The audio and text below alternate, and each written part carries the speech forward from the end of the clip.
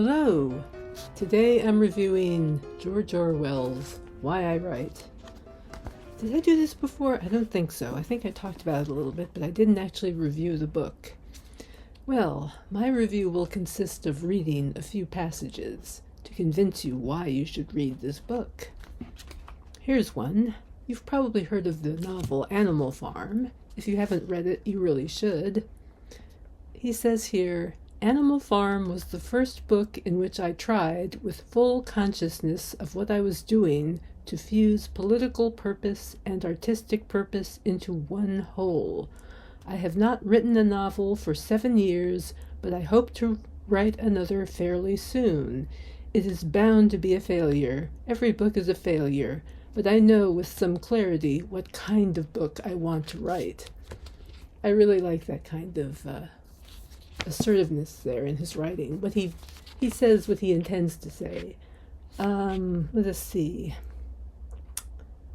Looking back through my work, I see that it is invariably where I lacked a political purpose that I wrote lifeless books and was betrayed into purple passages, sentences without meaning, decorative adjectives, and humbug generally.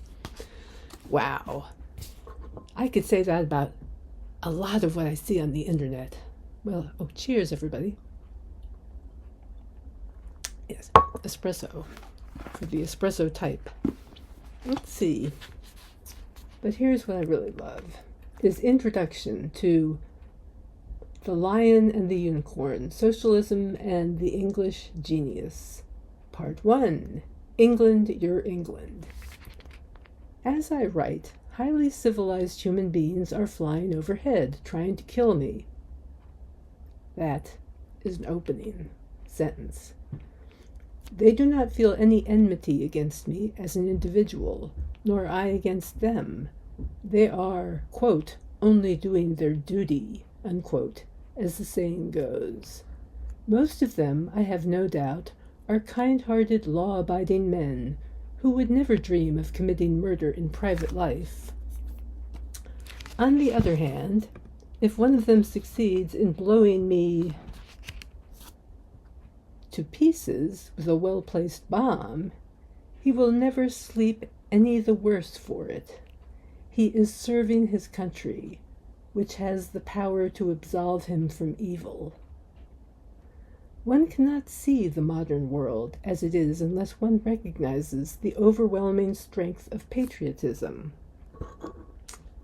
National loyalty.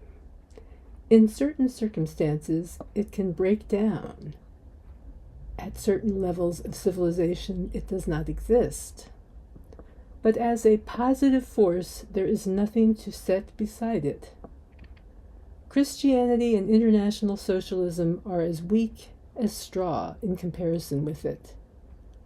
Hitler and Mussolini rose to power in their own countries very largely because they could grasp this fact, and their opponents could not. That's all I'm going to say. And I think it explains everything I tried to say about a certain tech company many, many years ago. Cheers, everyone, and I'll be seeing you.